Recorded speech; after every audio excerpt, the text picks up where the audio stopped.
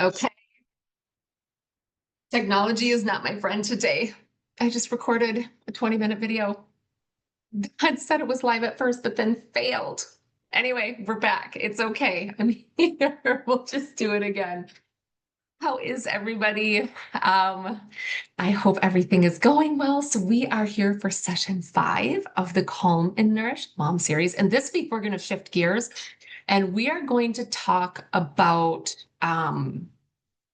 a different topic than we've talked about before. We're going to talk about how stress is sabotaging your hormones and simple ways to feel safe in your body again. So far, we focused on food, we focused on rest, and we focused on movement.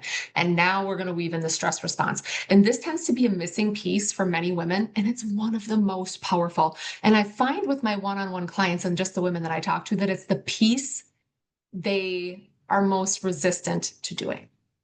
So, part of the problem, right, is just modern life. As moms and women, we live in this chronic state of fight or flight. We are constantly alert. We're always rushing. We're multitasking. Many of us are working full-time jobs. We are trying to get our kids to and from sporting events. We're trying to get home to make dinner. We want to clean the house. We want to watch our show. We want to do all the things, right? And then on top of it, I'm asking you to take care of your body and nourish well and go to bed at a decent time and go for walks and now to do stress reduction. It just feels like sometimes our life can be go, go, go. There's little room for margin. We're busy raising children, raising families, getting to and from the events that has to do with that. Or maybe we're caring for aging parents, or maybe we have just a high stress job. Most of the women I work with, all of them tend to fall into these categories, right? Constantly alert, always rushing, multitasking, dings and pings from the phone, the news cycle, kind of that doom and gloom. And then that fear of missing out, right? We think we're missing out on things when we shut all of that down. So when we're in this state, this chronic state of fight or flight, it impacts a lot in our body. It impacts our hormones. And I'm not just talking about your sex hormones. This impacts thyroid hormones, our adrenal hormones. So like your cortisol, your DHEA, your sex hormones also. It impacts digestion and nutrient absorption. So when we're in this constant fight or flight state, we are not digesting our food well, and then we're not absorbing our nutrients well. So all of that food that is, we're spending our money on that's expensive, we're not getting the things that we need from it. We're not sleeping well often, and we have a really difficult time regulating our mood and our emotions. Our body can't heal in this state, in this fight or flight, go, go, go state. It's in survival mode. We really want to shift into a healing mode where we're not in survival mode. We show up as better. We show up better to our families and our loved ones when we are not in this state. And this isn't like a mind over matter. You can't mind over matter your way out of this. Like, I'm just going to get myself out of this. I'm just going to be calm. You need body-based support for this. So we're going to back up a bit. We're going to talk about the difference. So I've mentioned fight or flight. Fight or flight is our sympathetic nervous system. I'm sure if you haven't heard of, you have a sympathetic branch of your nervous system, parasympathetic branch. And for simplicity's sake, sympathetic is fight or flight. This is like, people always say like a bear is chasing you or a tiger is chasing you. I've never had a bear or tiger chase me, thankfully. But if you've ever had someone pull out in front of you in traffic, like if you're just going along and someone pulls out in front of you, almost get into an accident, you'll know almost a similar feeling. It's that cortisol and adrenaline, right? You can think quick and act fast, but this is not a state to live in. And our brain doesn't always know the difference between a bear chasing us or a car pulling out in front of us and that pile of laundry that's causing us stress. So the bear can be the pile of laundry, or the bear can be the messy house or the to-do list. It isn't always like our brain just knows we feel stress. It doesn't know about what. And then there's the parasympathetic branch. This is rest and digest. This is where healing happens. This is where we can, where we're able to rest, where our body is able to rest and restore, where we can actually digest our food, where our body produces the enzymes and the different things to digest food. So when we're in fight or flight, being chased by a bear, someone's pulling out in front of us in traffic, our body's resources go to that think and act fast, right? It doesn't need to digest food. It needs to not die. It needs to protect itself. But when we can't shift out of that, it's the same thing when we're trying to, like, we can't heal, we can't digest, we cannot rest, we can't restore. We need to retrain our bodies how to do that. So that chronic stress, when we're constantly feeling that fight or flight, if we don't force ourselves or ease ourselves back into a parasympathetic, it causes cortisol imbalances, blood sugar strings, and just like hormone chaos. But our nervous system can be retrained to feel safe with consistent and gentle inputs. And I think that's the biggest thing we need to realize is it does take time. We do need to actually retrain it. It just doesn't happen naturally. Our brain loves being on autopilot. It loves automatic thinking and just doing things automatically. And if we've been automatically living one way for a while, we need to shift back to a different way and retrain our brain how to be calm and how to be restful. So there's some pretty simple ways to do that. A lot of people will dismiss these. I used to dismiss these, but they are super impactful. So some realistic body-based practices that we can do to retrain our brain. I'm going to run through the list of them and I'll explain some of them. So breath work is one of them. There's a few different types of breathing we can do. Humming or singing, splashing cold water on our face, legs up the wall pose, gratitude journaling. So I'm going to talk about the breathing piece first. So there's deep belly breathing. And when we're doing this breath work, the big thing we want to make sure we're doing is like shallow breathing. When we're being chased by a bear or stressed out or someone's pulling out in front of us in traffic, our breathing shallows and we have shallow, fast breathing. But the other thing is, so like our body shifts into that shallow, fast breathing, but we can override that. And if you'll notice, if you pay attention during the day, oftentimes we're doing very shallow breathing throughout the day. Like one of the things that studies have found is that people, like we forgot how to breathe. We forgot how to breathe deeply.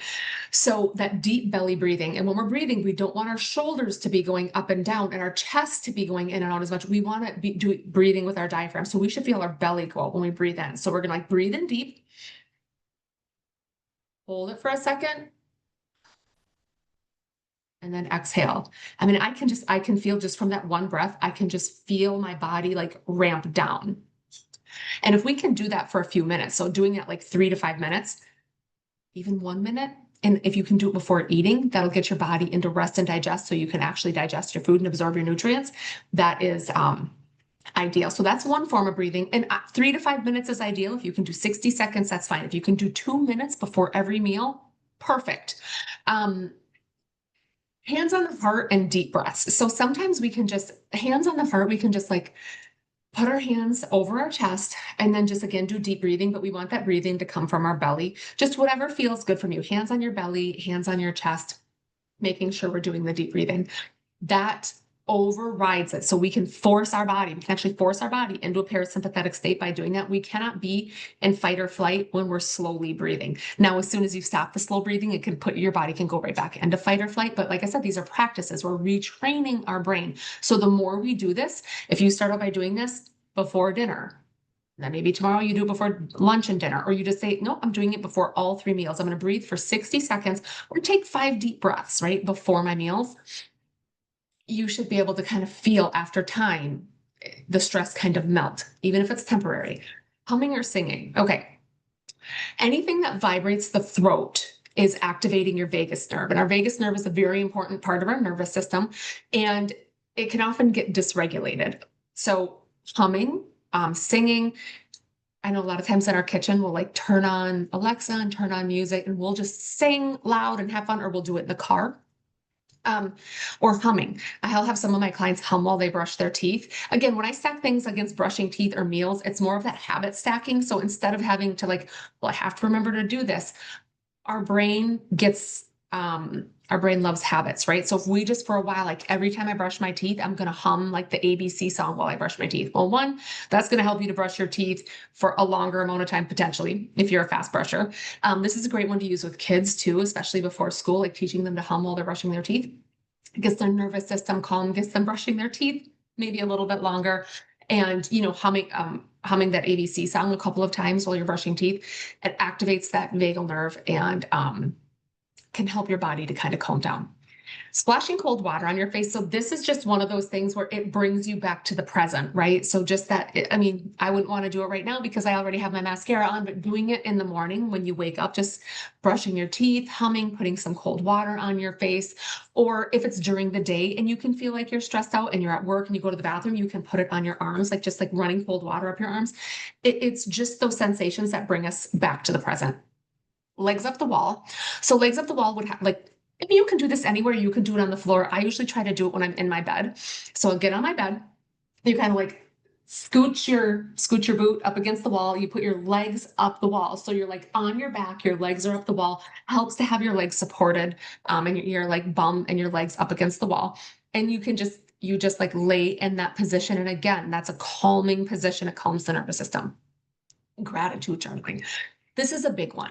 So this is one that I will often utilize with my one-on-one clients. Gratitude journaling shifts our focus and rewires our brain, just like these other ones do. But this does it in more of a front of our mind kind of a way. So our brain is wired to keep us safe. So our brain looks for the bad things, right? It doesn't have to keep us safe from the blue jay singing a song or from the beautiful flowers. It doesn't have to keep us safe from that. It has to keep us safe from danger. So our brain is wired to look for danger to keep us safe. That's a good thing. We want it to do that, right? But it can get hypervigilant, and we want to rewire our brain away from constantly being focused on the negative and start to focus on the goods. And that's where gratitude journaling comes in. This actually, all of these practices, but gratitude journaling is where I'll talk about this. Where's new ruts in our brain? They can see on fMRI that it is wearing new ruts in our brain. So the thoughts that we think on repeat, it creates neural pathways. There's physical ruts in our brain, which is why these automatic thoughts can be so easy. So gratitude journaling, like the practice of looking for the good, can feel really, really hard at first because those ruts aren't wore in our brain yet. And it's like, I always say, like, it's like if you've ever driven down a dirt road in a truck or a car and like where the tires go, there's ruts in it. And it can be hard to like get up out of those ruts and drive on a flatter part of the road. The ruts want to suck the vehicle tires back down into the ruts. Our brain wants to do the same thing. We need to wear new ruts in our brain. So oftentimes what I'll have my clients do is like 3 gratitudes in the morning or 3 gratitudes at night or both. When I first started doing this, I challenged myself for 10 a day. It doesn't sound like a lot, but after 30 days, you kind of have to start to get creative, right? Because we're like, well, we're thankful for our spouse and our children. We're thankful for our health. We're thankful for the roof over our head, right? We're thankful for the big things, but then we really have to start digging and trying to be thankful for the smaller things and noticing the smaller things. And this is where the magic happens. So I started seeing the world differently, which was the point, right? I just didn't notice exactly how it would happen. So I started noticing things like in my gratitude journal was like the giggle of my child. I remember writing down, like, I was so grateful. Just one day I was like, he just has the sweetest little giggle. And, that was like Gabe's little giggle was whatever. Or noticing I have a bleeding heart bush in the front yard. I mean, I often think of this, like God could have just given us all the same tree, all the same bush, all the same bird, but he gave us so many different ones. And the fact that he decided to give us this plant that would produce a flower that was in the shape of a heart. And not only was the flower in the shape of a heart, but it was so specific that it looks like a little drip of, I mean, I don't think it looks like a drip of blood, but it looks like a little drop coming out the bottom of this perfectly shaped heart, hence the name Bleeding Heart. And I just thought I was so grateful for that. I was so grateful for the detail that God decided to design this world with. And I would notice it in the trees, especially in the fall, right? We're getting to fall time. And the maple trees where I'm at are going to start to change from green and yellow and red. And even the way that they change, like there's times where the leaves are like part green and part red still. And, just noticing the detail in the speckling or listening to the birds sing their songs in the morning. Like, there's so many different sounds and songs that the birds sing. It could have just been one. And this is where my ruts went, my new ruts went for like the different gratitudes that I learned. And it had to do with like the looks on my kids' faces or the sounds of their giggles or the way that God designed the earth and all the different flowers and colors and trees and people and beauty that he gave us. there's all sorts of ways you can go with this, right? It's just what are the specific things you're grateful for? And really just digging into that and challenging yourself to come up with 10 a day or 3 a day. Start where you're at. For me, it was 10 because I've had some really bad ruts in my brain and I really needed to wear new ones in there. So I challenged myself to come up with 10 a day. And I did it for months. And sometimes there was repeats, right? Because I might have been thankful for Gabe's giggle all over again, or the way that the snow sat on the branches, or just the way the snowflakes look. But what this does is it rewires your brain to be curious about the beauty in the world instead of the danger and sadness and negativity in the world. Not that we don't have to be aware of some of that, but our brain, when we rewire it to look for the good, it can be a total game changer for nervous system regulation and for the way that we feel from day to day. And I think what a lot of people think, a lot of women that I work with, they're like, well, I'm eating right and I'm sleeping and I'm moving my body, but that feels extra and I'm going to do that for later. So what I really want to make sure and stress here is these are not extras. These are the foundation, and layering in some of these practices alongside of the other practices is going to be crucial because in healing a body and feeling calm and feeling nourished, right? That's what we're here to do. We're here to be the calm and nourished mom. So these practices help us to be calm, and they also help us to be nourished because we can digest our food better. So these practices might seem small, but they're not. They shift your entire physiology. They are very powerful. And the goal isn't to be calm all the time. I want to make sure that you know that the goal is not to be calm all the time, but the goal is to teach your body that it's safe to be calm. The goal is to teach yourself that to recognize when you're not calm. It's to allow yourself to sink into gentler times in your day when you don't have to be stressed. There's a time to be stressed. It's not sun up to sundown. So finding ways like before meals, in the morning when you're having your coffee, maybe while you're driving, putting on some music that is calming, singing, activating that vagus nerve, teaching yourself how to live a gentler life. Okay, so action step for this week. I will list these out in the email that I send out. I will list them out below this post too, but not come up with, you can come up with your own too, but from the items that I listed off to you with the breathing and the gratitude journaling and the cold water on the face, legs up the wall, pick a practice or pick a nervous system regulation practice and do it daily this week. You can pick one and just stick to that, or you can try different ones and see what works best. And then over the next 2 weeks, I really want you to try to practice that. And if possible, layer it on top of getting your steps, layer it on top of your bedtime routine, right? That's sort of the purpose of this, is to do that. If you haven't done that yet, it's okay. The beautiful thing is these replays will be available to you. So if it's even 6 months down the road when you get around to layering in some of these different practices, that's okay. Just be intentional and slowly try to do it. Keep an eye on the group this week. I will be posting in the group some interactive posts to see like, how is this working for you? Did you come up with some different ideas? If you did, share them with us. We would love to hear. I love having interaction in the group and the support of women helping women. And this replay will go out in email also. And I just hope that you have a wonderful rest of your day. And I'm glad that hopefully this time this recording worked. Have a great day.